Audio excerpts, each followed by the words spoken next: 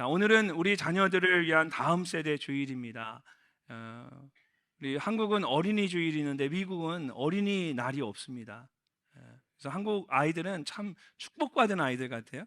아이들이 뭐라 하면 야, 미국에는 어린이날이 없더라 이렇게 얘기하세요. 그런데 단 여러분 꼭 기억하실 게 있습니다.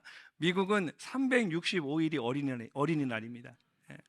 미국은 이 노약자들, 여자들, 어린아이들 굉장히 중요하게 생각하잖아요. 그래서 제가 보기에는 따로 어린이날을 안정하는 이유가 그냥 365일이 다 어린이날입니다. 예. 이게 참 아이를 키운다는 거, 이것이 세상에서 가장 즐겁고 감사하면서도 가장 어려운 일이 자녀를 키우는 것 같습니다. 저희 부부도 결혼해서 미국에 가서 첫 아이를 이렇게 낳게 되었는데요. 가서 미국에서 아이를 낳으면서 가자마자 얼마 되지 않은 아이를 낳게 되었는데 주변에 이제 아는 사람이 아무도 없는 거죠. 낯선 땅에서 물어볼 사람도 없고, 그러니까 저희 두 사람이서 아이를 낳아서 길러야 되니까 모든 게 다 낯설고 어렵고 힘들게 느껴졌습니다. 저희가 얼마나 서툴렀으면 그때 첫 아이가 태어났을 때 아이를 데리고 여름에 같이 그 수련회를 참석하는데 컨퍼런스에 가는데 거기가 좀 먼 곳이었어요. 가면서 호텔에서 이제 잠을 자게 되었는데 저희 부부가 뭘 챙겨갔냐면 브루스타와 냄비를 챙겨갔습니다. 그래서 호텔 안에서 그 객실에서 불을 켜고 물을 끓여서 아이 젖병을 소독했습니다. 이게 전혀 모르니까 그렇게 어설프게 참 굉장히 두려운 마음으로 아이를 키웠는데 그 아이가 참 이 어설픈 부모에서 자라가지고 지금 대학을 졸업했으니까 얼마나 감사한지 모르겠습니다. 예. 여러분, 우리가 어떻게 하면 자녀들을 잘 양육할 수 있을까요? 오늘 말씀을 보시면 바울이 너희 자녀를 양육하라고 말합니다. 여기서 이 양육하라는 말은 지혜롭게 잘 키우라는 것입니다. 어떻게 하면 부모로서 자녀들을 지혜롭게 잘 키울 수 있을까요? 예전에는 자녀를 엄격하게 키워야만 한다라고 생각했습니다. 그래서 저희 부모님의 세대에는 사랑의 매를 들어서라도 아이들의 잘못된 버릇을 고치고 가르쳐야 한다라고 생각했습니다. 저도 어렸을 때 이렇게 생각해 보면 집에 회초리가 있어서 잘못을 하면 어김없이 종아리를 걷고 회초리를 이렇게 맞았던 그 기억이 있습니다. 성경을 봐도 특별히 이 구약 성경에는 자녀 양육에 있어서 엄격한 훈육에 대한 말씀들이 많이 나옵니다. 잠언 13장 24절 말씀 우리 함께 한번 읽어보겠습니다. 매를 아끼는 자는 그의 자식을 미워함이라. 자식을 사랑하는 자는 근실이 징계하느니라. 아멘. 자식을 사랑하는 자는 근실이 부지런히 징계한다. 그러니까 잠언을 쓴 지혜자는 자녀가 잘못을 했을 때에 매를 들지 않는 것은 부모가 자녀를 사랑하지 않는 것이라고 말합니다. 자녀를 미워하기 때문에 신경을 쓰지 않는다라는 얘기죠. 그러니까 자녀를 징계하는 것이 곧 부모의 사랑이라는 것입니다. 근데 이 정도는 아무것도 아닙니다. 제가 잠언 23장을 보고 깜짝 놀랐습니다. 이렇게 말씀합니다. 아이를 훈계하지 아니하려고 하지 말라. 채찍으로 그를 때릴지라도 그가 죽지 아니하리라. 내가 그를 채찍으로 때리면 그의 영혼은 수울에서 지옥에서 구원하리라. 무시무시한 말이죠. 훈계하지 아니하려고 하지 말라. 이 말은 주저하지 말고 훈계하라는 뜻이에요. 채찍으로 때려도 그것 가지고 죽지 않으니까 망설이지 말고 훈육할 때는 엄하게 훈육하라는 거죠. 아마 이런 말씀들처럼 정말 엄격하게 자녀를 훈육하는 분들이 계실 겁니다. 그런데 성경에는 자녀 양육에 관해서 이런 말씀만 있는 것이 또 아닙니다. 시편 127편을 보면 자녀에 대해서 이렇게 말합니다. 보라, 자식들은 여호와의 기업이요 태의 열매는 그의 상급이로다. 젊은 자의 자식은 장사의 수중의 화살 같으니 이것이 그의 화살통에 가득한 자는 복되도다. 아멘. 장사의 허리에 있는 그 화살통에 여러분 화살이 가득하면 이 장사는 싸우기도 전에 이미 그 마음이 든든합니다. 마음이 평안한 것처럼 자녀들이 있다라는 것이 부모에게 그만큼 기쁘고 감사한 일이라는 겁니다. 자녀들은 부모에게 있어서 가장 값진 기업이고 가장 귀한 상급입니다. 그래서 성경을 보면 바울은 아비들아 너희 자녀를 노엽게 하지 말지니 낙심할까 함이라 말합니다. 또 오늘 본문 말씀에서도 아비들아 너희 자녀를 노엽게 하지 말라고 말합니다. 자녀를 함부로 대하지 말고 귀하게 여기라는 것입니다. 저희 이전의 세대 부모님들은 제가 이렇게 중간에 낀 세대 같아요. 제가 보니까 저의 부모의 세대는 자녀를 엄격하게 양육해야 한다라고 생각했습니다. 근데 저희 다음 세대, 지금 세대들은 전혀 다릅니다. 아동 심리학의 영향을 받아서 그런지 자녀를 하얀 도화지와 같이 아주 깨끗하고 귀한 것으로 생각을 합니다. 그래서 함부로 상처를 주지 않으려고 얼마나 애지중지 애쓰며 키우는지 모릅니다. 아마 연세 있는 분들 중에는 자녀들의 가정을 보면서 답답하게 생각하는 분들이 많으실 겁니다. 사실 그런데 젊은 부부도 답답하기는 마찬가지입니다. 자녀를 너무 엄하게 키울 수도 없고, 그렇다고 마음대로 그냥 내버려 둘 수도 없고, 도대체 이 어떻게 키우는 것이 자녀를 지혜롭게 잘 키우는 것일까요? 먼저 어떤 상황에서도 자녀를 노엽게 해서는 안 됩니다. 이것이 가장 전제 조건입니다. 자녀를 노엽게 하지 말라. 방금 함께 읽은 것처럼 바울은 가장 먼저 부모에게 아비들아 너희 자녀를 노엽게 하지 말라고 말합니다. 엄마들아 라고 말하지 않고 자꾸 아비들아 라고 말하는 거 보면 이 아버지들이 좀 잘해야 되는 건 맞는 것 같아요. 그죠? 아버지가 킵니다. 잘하셔야 됩니다. 우리는 이 말씀을 그런데 여러분 잘 이해하셔야 됩니다. 자녀를 노엽게 하지 말라는 말은 자녀들을 훈육하지 말고 마음대로 하도록 내버려 두라는 뜻이 아닙니다. 그런 말이 아닙니다. 훈육을 해야 할 때는 분명하게 훈육을 해야 합니다. 그러나 부모가 감정에 휩쓸려서 함부로 자녀들을 대해서는 안 된다라는 겁니다. 그러면 자녀들이 오히려 상처를 받고 감정이 상하게 됩니다. 그래서 오늘 말씀에서 자녀들을 노엽게 하지 말라는 말은 단순히 자녀들을 훈육하지 말라는 뜻이 아닙니다. 성경은 분명하게 자녀를 훈육하는 것에 대해 말씀하고 있는 것처럼 훈육을 해야 할 때는 부모가 자녀를 훈육하는 것이 마땅합니다. 다만 자녀의 감정이 상하거나 화가 나지 않도록 바르게 훈육하라는 겁니다. 바르게 훈육해라. 자녀를 양육하다 보면 때로는 부모가 흥분을 해서 자신의 감정을 절제하거나 통제하지 못할 때가 있습니다. 그렇게 흥분한 상태에서는 절대로 바르게 훈육이 이루어질 수가 없습니다. 마치 술에 취한 사람이 어린아이를 향해 돌진하는 것과 같습니다. 여러분, 한 달 전에 대전의 한 지역에서 굉장히 가슴 아픈 일이 있었죠. 한 60대 어른이 한낮에 술에 취해서 운전을 하다가 스쿨존에서 아이들을 쳐가지고 아이 한 명이 참 안타깝게도 생명을 잃게 되고 세 아이가 크게 다치는 생각할 수 없는 엄청난 끔찍한 일이 있었습니다. 제가 나중에 그 일에 대해서 잘 모르고 있다가 우리 전사님이 어린아이들이 있는 부모님이 굉장히 민감하시잖아요. 그러니까 우리 전사님이 나중에 보여주시더라고요. 목사님, 이런 일이었어요 하고 제가 영상을 보니까 그 어르신이 술에 취해서 식당에서 나와서 휘청휘청 거리시면서 나와서 운전을 하고 차를 몰고 가다가 차가 왔다 갔다 하다가 중앙선을 넘어서 확 트는, 아이들을 향해 확 달려가는 그 영상을 보고 제가 깜짝 놀랐습니다. 이 음주운전이, 술에 취해서 운전하는 게 얼마나 무서운지를 볼 수 있었어요. 근데 여러분, 부모가 술에 취한 것처럼 자신의 감정을 조절하지 못하고 자녀를 대하는 것도 음주운전과 다를 바가 없습니다. 왜 그렇게 대낮에 술에 취해서 운전하고 끔찍한 일을 벌인 사람들만, 여러분, 그런 사람만 뭐라고 하세요?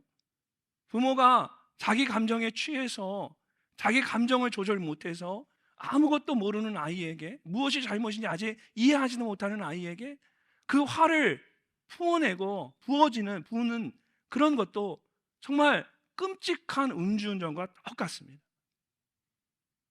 그러므로 자녀를 양육할 때, 훈육할 때는 가장 먼저 부모가 자신의 감정을 다스려야 됩니다. 자신의 감정을 잘 다스려야 돼요. 디모데후서 1장 7절 말씀 우리 함께 한번 읽어보겠습니다. 하나님이 우리에게 주신 것은 두려워하는 마음이 아니요 오직 능력과 사랑과 절제하는 마음이니. 아멘. 하나님이 우리에게 주신 마음은 사랑과 절제하는 마음이네. 여러분, 하나님께서는 우리에게 사랑하는 마음과 절제하는 마음을 함께 주셨습니다. 그래서 정말 누군가를 우리가 사랑한다면 그 사람을 위해서 먼저 스스로를 절제할 줄도 알아야 합니다. 사랑하는 마음으로 훈육한다고 하면서 스스로가 절제되지 않는다면 그건 정말 사랑하는 것이 아닙니다. 오히려 상대방을 분노하게 만들고 상처를 줄 뿐입니다. 고린도전서 13장에서도 성경은 사랑에 대해 말하면서 가장 먼저 사랑은 오래 참고 사랑은 온유하며 라고 시작해서 마지막에 모든 것을 참으며 모든 것을 견딘다 라고 말합니다. 이처럼 사랑의 처음과 끝은 참고 인내하는 것입니다. 사랑하는 만큼 자신의 감정을 절제할 수 있어야 합니다. 이것은 자녀를 양육할 때도 마찬가지입니다. 부모는 자녀를 사랑하는 만큼 자신을 스스로 절제할 줄을 알아야 합니다. 그래서 자녀에 대한 훈육은 가장 먼저 부모 자신에 대한 훈육에서부터 시작되어야 합니다. 그것이 자녀를 노엽게 하지 않는 훈육의 첫 번째 지혜입니다. 자녀에 대해 사랑과 절제의 마음을 갖는 여러분이 되시기를 주님의 이름으로 축복합니다. 두 번째로 부모의 감정과 행동에 일관성이 있어야 합니다. 올바른 방법으로 자녀를 양육하려면 절대로 이 부모가 변덕스러워서는 안 됩니다. 부모의 일관성 없는 태도가 자녀를 정말 어지럽게 만들고 노엽게 만들기 때문입니다. 이것도 마치 술에 취한 것과 같습니다. 이런 술에 취한 사람의 행동은 일관성이 없습니다. 그래서 어디로 갈지 방향을 예측할 수가 없습니다. 기분에 따라서 마음대로 행동하기 때문입니다. 아무리 자녀라고 해도 그런 부모의 말과 행동을 아무렇지 않게 그냥 그대로 받아들일 수는 없습니다. 결국은 자녀에게 상처만 주는 것입니다. 우리가 하나님을 전적으로 신뢰하는 것은 하나님의 신실하심 때문입니다. 신실하다라는 것은 믿을만하다, 변함이 없다라는 뜻입니다. 신명기 7장 9절에서 모세는 이스라엘 백성들을 향해 이렇게 말합니다. 그런즉 너는 알라 오직 내 하나님 여호와는 하나님이시요 신실하신 하나님이시라. 그를 사랑하고 그의 계명을 지키는 자에게는 천대까지 그의 언약을 이행하시며 인애를 베푸신다. 아멘. 하나님은 자신이 말씀하신 것을 천대에 이르기까지 반드시 이루시는 분입니다. 그래서 하나님의 신실하심을 말할 때에 영어에서는 믿을 수 있다라는 뜻으로 faithful하다라고 표현을 합니다. 이처럼 신실하다라는 말은 믿을만하다라는 뜻입니다. 그러므로 부모가 자녀를 바르게 양육하기 위해서는 항상 신뢰할 수 있는 일관된 말과 행동이 있어야 합니다. 그럼 말로는 자녀들에게 다른 사람을 사랑하라고 말하면서 정작 부모는 아이들과의 대화 가운데, 사람들과의 대화 가운데 누구를 미워하고 원망하고 누구를 깎아내리는 말만, 나쁜 말만 한다면 그 아이들이 무엇을 보고 어떻게 배우겠습니까? 자녀들에게 핸드폰을 보는 게 나쁘다라고, 좋지 않다라고 말하면서 부모는 하루 종일 핸드폰을 옆에 끼고 다니며 핸드폰만 바라보고 있는데 자녀들이 그런 모습을 보면서 무엇을 생각하고 무엇을 깨닫겠습니까? 이런 일관성 없는 부모의 행동과 감정은 오히려 자녀를 노엽게 만들 뿐입니다. 그래서 성경은 우리에게 이렇게 말씀하십니다. 자녀들아, 우리가 말과 혀로만 사랑하지 말고 행함과 진실함으로 하자. 자녀를 지혜롭게 잘 양육하려면 부모에게 행함과 진실함이 있어야 합니다. 성경이 말씀하고 있는 것처럼 자녀를 그냥 말과 혀로만 사랑하는 것이 아니라 행함과 진실함으로 사랑할 수 있는 여러분이 되시기를 주의 이름으로 축복합니다. 세 번째로 자녀를 인격적으로 대해야 합니다. 아무리 어린 자녀라 해도 여러분, 하나님께서 창조하신 아주 거룩한 창조물이고 피조물입니다. 저마다 감정이 있고 생각이 있습니다. 그런 자녀를 기계적으로 다그치거나 함부로 대해서는 안 된다는 겁니다. 자녀를 훈육해야 할 때는 반드시 자녀와 대화를 나누고 자녀가 받아들일 수 있는 충분한 이유와 설명이 있어야 합니다. 만약에 분명한 이유나 설명 없이 자녀를 징계한다면 그것은 훈육이 아니라 폭력입니다. 아무리 부모라 해도 그런 행동은 자녀의 마음을 상하게 하고 인격을 무너뜨리는 잘못된 행동입니다. 자녀를 노엽게 하고 부모에 대해 더 큰 적대감을 가지게 할 뿐입니다. 그런 부모는 자녀를 훈육하기 전에 먼저 자신이 훈육을 받아야만 합니다. 자신을 먼저 돌아보고 준비된 후에 자녀를 훈계해야만 자녀를 감정적으로 함부로 대하지 않고 인격적으로 대할 수가 있습니다. 그럴 때에 부모로서 자녀를 바르게 훈육할 수가 있습니다. 미국에서 첫 아이를 키울 때 저는 이 부분이 가장 아쉬웠습니다. 지금도 첫 아이를 생각하면 이 부분이 가장 그 아이에게 미안합니다. 미국에 가서 첫 아이를 낳았을 때 저희가 30이 안 됐어요. 저와 저희 아내가.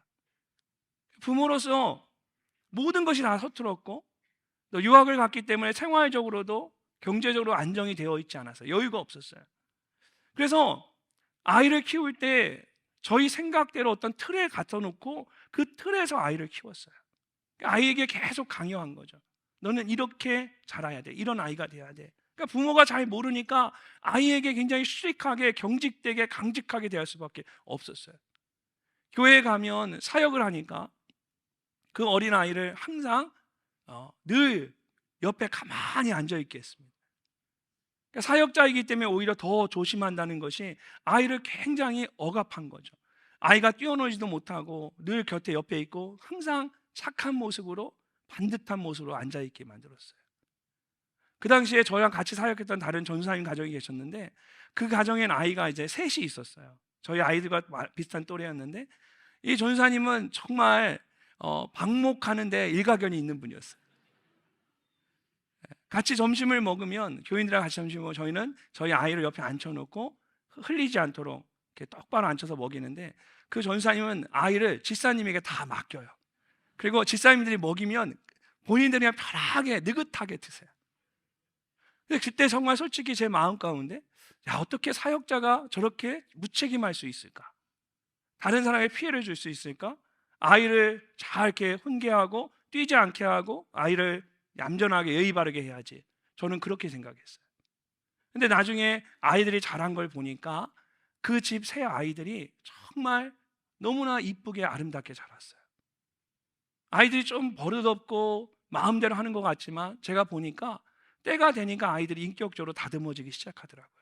근데 지금은 그 새 아이들이 각자 자기의 인생을 꿈을 확 펼쳐나가는데 그 모습을 보면서 제가 많은 것을 생각하게 됩니다. 제가 저희 첫째 아이를 키우면서 그런 여유가 없었어요. 이후에 제가 둘째, 셋째를 키워보니까 저희가 첫째에게 정말 참 잘못했다라는 생각을 많이 하게 되었어요. 여러분 첫째에 대한 그런 마음 있지 않으세요? 첫째에게 고마우면서도 첫째에게 좀 미안하죠. 잘 커준 게 고마우면서도 서툰 부모로 인해서 애틋하죠.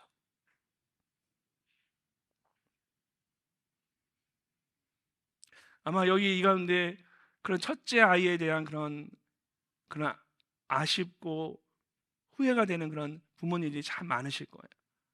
여러분 어린 자녀가 조금 뛰어다니면 어떻습니까? 아이가 어른처럼 울지도 않고 떼도 쓰지 않으면 그게 더 이상한 거죠. 애 어른이 뭐가 좋습니까? 어른들만 좋아하시지. 제가 이렇게 저도 아이를 다 키웠잖아요. 이제 아이들이 다 컸는데 그래서 어린 아이들이 없으니까 저도 솔직히 어, 조그만 아이들이 막 떼쓰고 뛰어다니고 소란스럽게 하면은 자꾸 눈에 거슬리긴 해요. 예. 그런데 여러분 솔직한 건 솔직한 거예요. 거슬리긴 해요. 그런데 제가 그렇게 안 하려고 해요. 어르신들 거슬리시잖아요. 근데 그렇게 하지 않으셨으면 좋겠어요. 우리 아이들이 교회를 사랑하고 교회에서 마음껏 뛰노는 건 얼마나 감사한 일입니까? 때가 되면 아이들 하나님이 다 다듬으시고 그 인격이 갖추어지더라고요. 때가 되면 뛰라 해도 안 뛰고 떠들라고 해도 안 떠들더라고요. 그러니까 부모 마음만 어른들 마음만 조급하고 그런 거지 아이들은 하나도 불편한 게 없어요. 아이들이 교회에서 마음껏 뛸 수 있도록 마음껏 자랄 수 있도록 여러분 아이들을 인격적으로 대하시는 여러분 되시기를 주의 이름으로 축복합니다. 부모가 넉넉해야 돼요. 정말 넉넉하셔야 돼요. 믿음 있는 부모가 기다려주고 참아줘야 돼요. 그럴 때 아이가 잘 자랄 수 있습니다. 마지막으로 정말 당연한 것인데 자녀를 훈육할 때는 오직 자녀만을 생각하셔야 됩니다. 자녀에게 부모의 생각을 강요하거나 부모가 원하는 것을 이루기 위해서 자녀를 자꾸 몰아세워서는 안 됩니다. 그 정말 이기적인 행동입니다. 그런 행동은 자녀를 노엽게 하고 상처를 줍니다. 여러분 저도 삼형제 중에 제가 막내예요. 그런데 저희 큰형이 부모님의 기대에 조금 미치지 못하셨어요. 그리고 둘째 형은 몸이 안 좋아서 어렸을 때부터 투병 생활을 했어요. 그러다 보니까 모든 시선이 다 저에게 왔어요. 그러니까 어렸을 때부터 저는 그냥 모범적인 삶을 살아야 하는 그런 사람이었어요. 근데 그것이 부모의 마음을 제가 형편을 알기 때문에 저희 부모님이 그렇게 하는 거 제가 나쁘다라고 생각은 안 해요. 근데 여전히 제 마음에 그게 늘 큰 짐이었어요. 부모님의 그 마음과 기대를 이해하면서도, 근데 그건 자녀에게 있어 제 입장에서는 그것이 큰 부담과 어려움이 되는 거예요.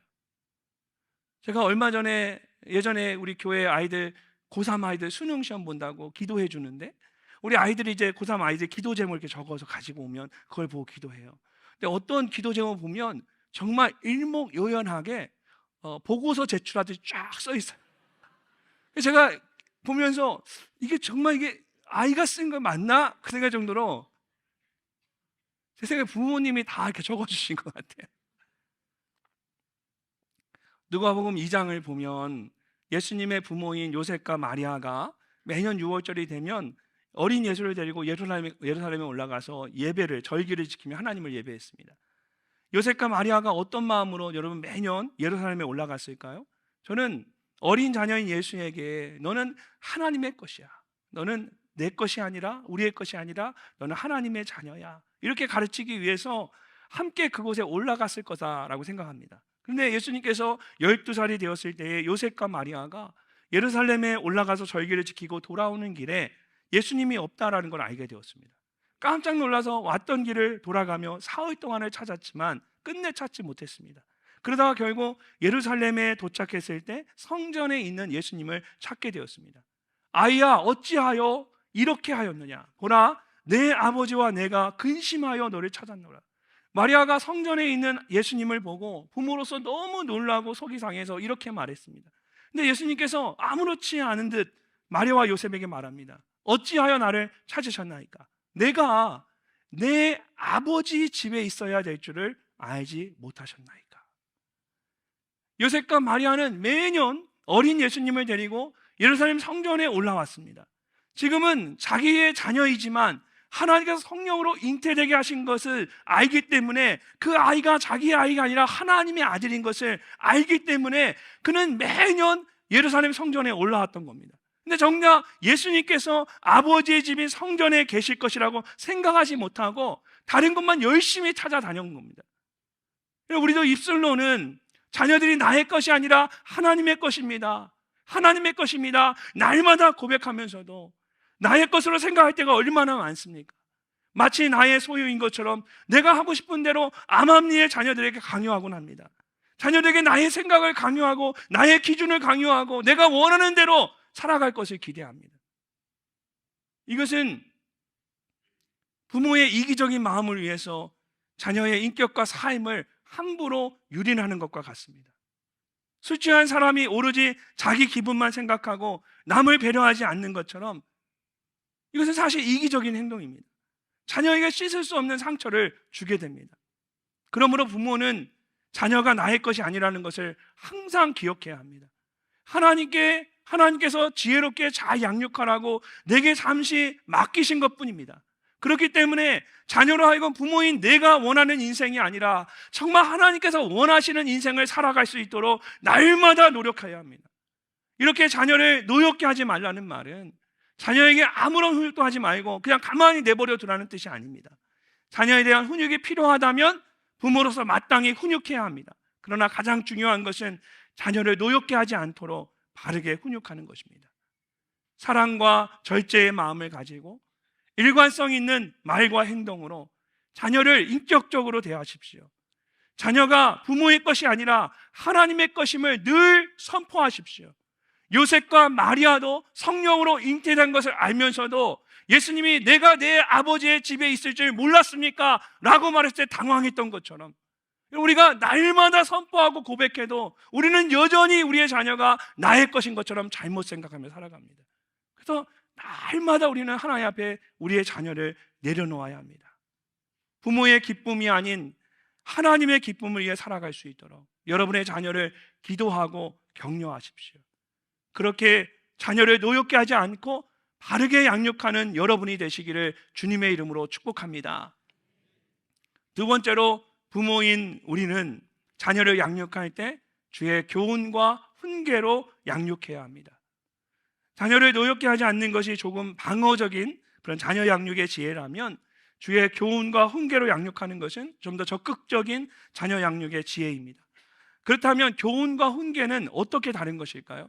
다른 한글 성경을 보니까 훈련과 훈계라고 하고 훈계와 가르침이라고 하고 또 교육과 훈계라고 하기도 합니다. 심지어 이전 개역 한글 성경을 보니까 교양과 훈계라고 말합니다. 굉장히 복잡하죠.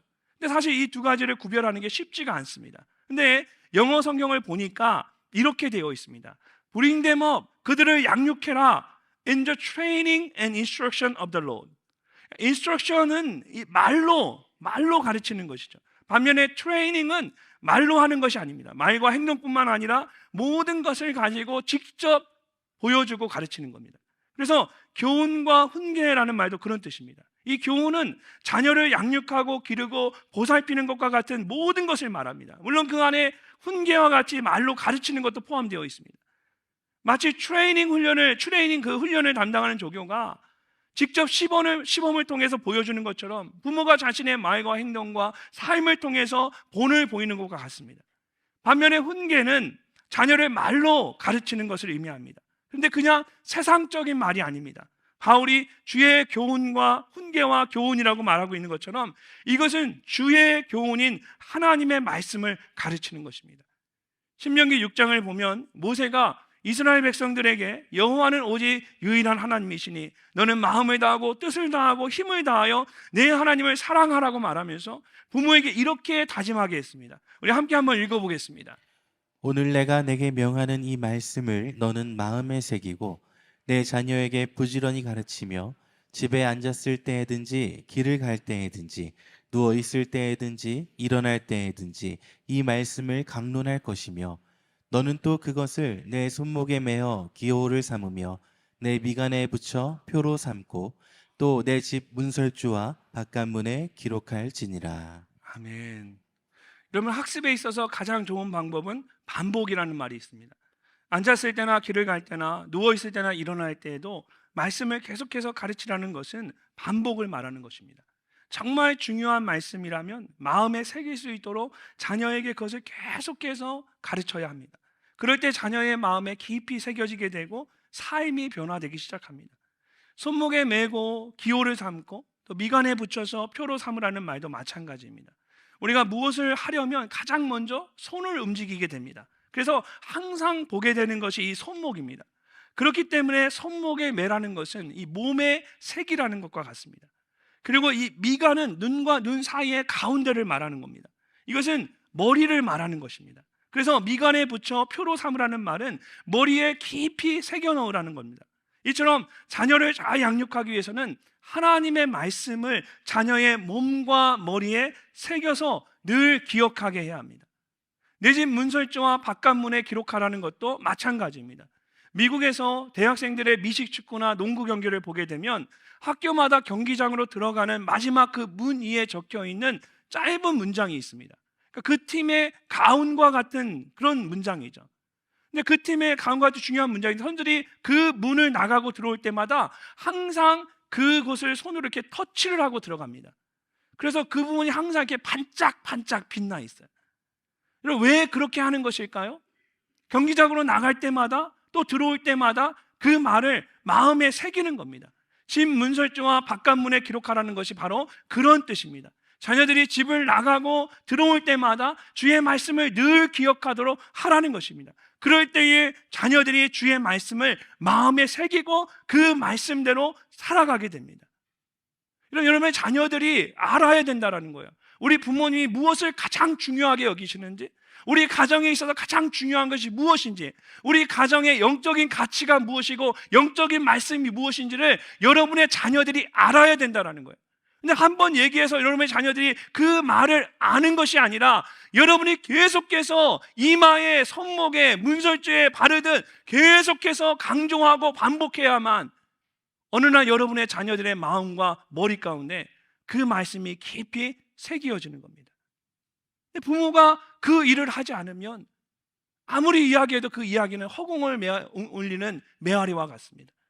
이처럼 여러분 자녀 양육에 있어서 가장 중요한 것이 하나님의 말씀을 심는 겁니다.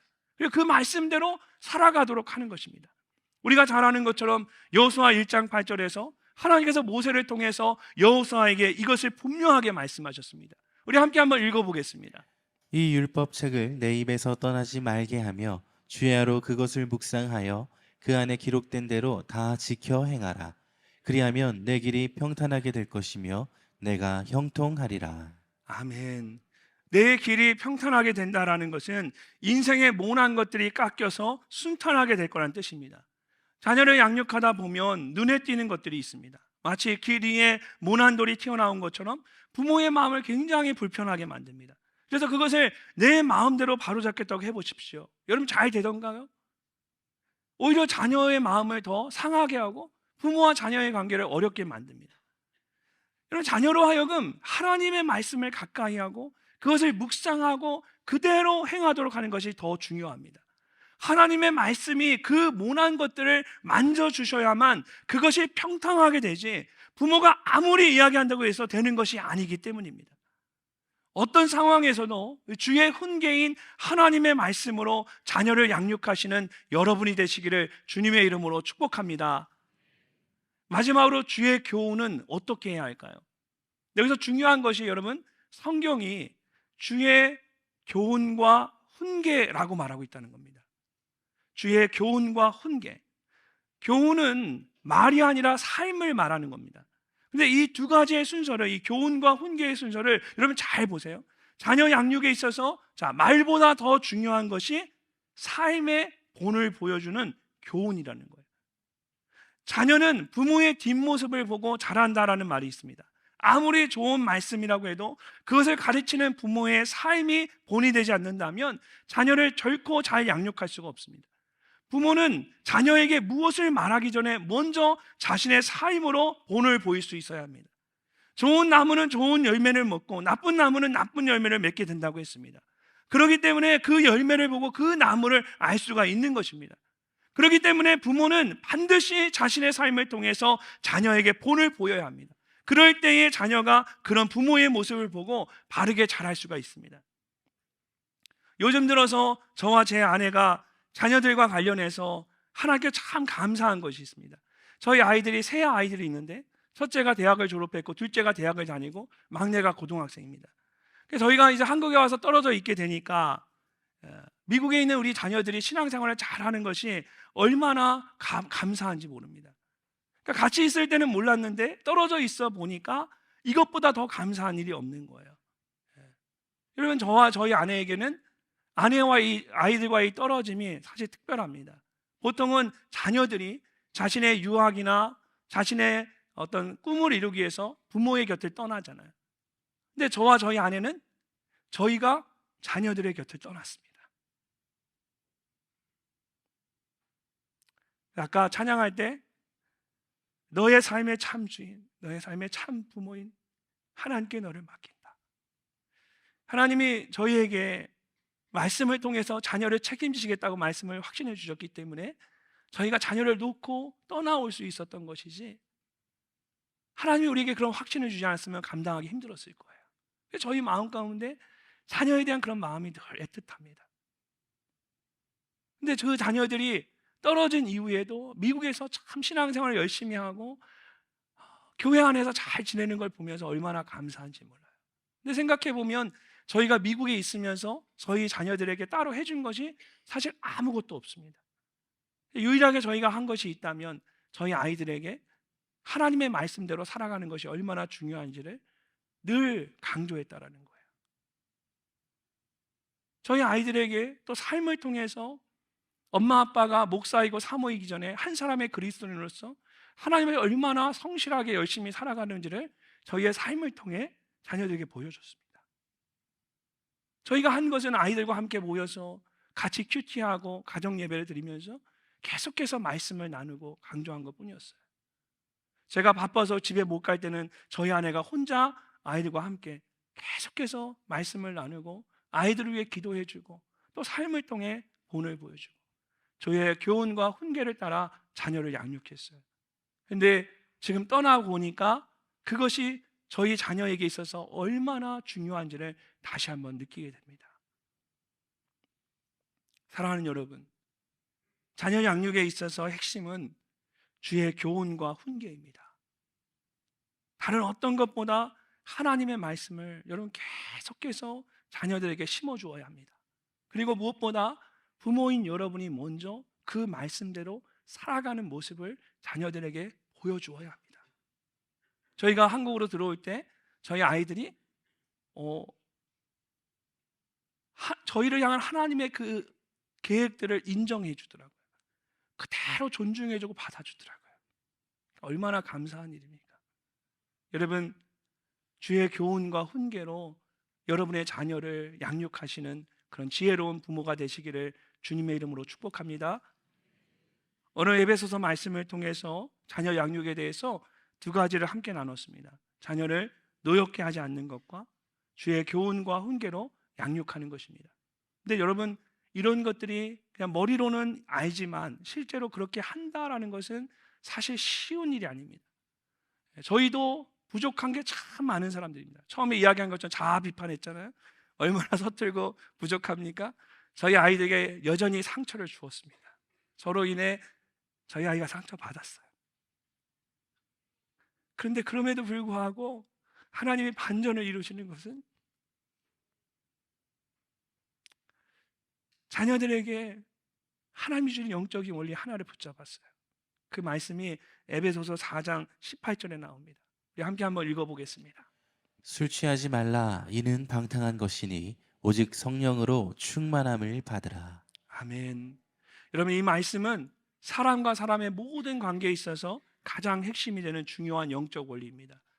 바울이 에베소서 4장, 5장, 6장에서 교회와 가정에 대해서 그 관계에 대해 말하면서 그 한가운데 이 말씀을 기록해 놨어요.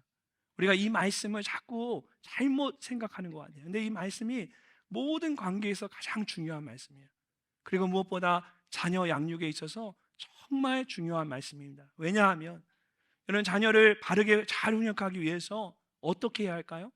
부모가 아무리 공부하고 알아도 바르게 훈육하는 게 쉽지 않습니다. 나도 모르게 감정이 튀어나오고 나도 모르게 옛 습관이 나오는데 어떻게 자녀를 바르게 양육할 수 있어요?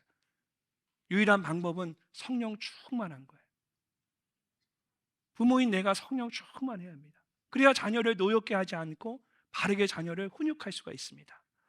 성령 충만할 때 주의 교훈과 훈계가 나의 모습을 통해 드러나게 됩니다. 자녀는 그 모습을 보고 하나님을 경외하게 되죠. 그래서 성령 충만한 부모가 되는 것이 가장 중요합니다. 사랑하는 성도 여러분, 성령 충만함을 사모하십시오. 여러분의 자녀들을 위해서라도 부모인 여러분이 먼저 말씀과 기도로 성령 충만한 삶을 사십시오. 거룩한 손을 들어 자녀를 축복하고 가정의 재단을 쌓는 것을 정말 생명보다 귀하게 여기십시오. 그럴 때 여러분의 자녀들이 여러분의 바램과 소원대로 바르게 신앙 안에서 잘 양육될 줄로 믿습니다.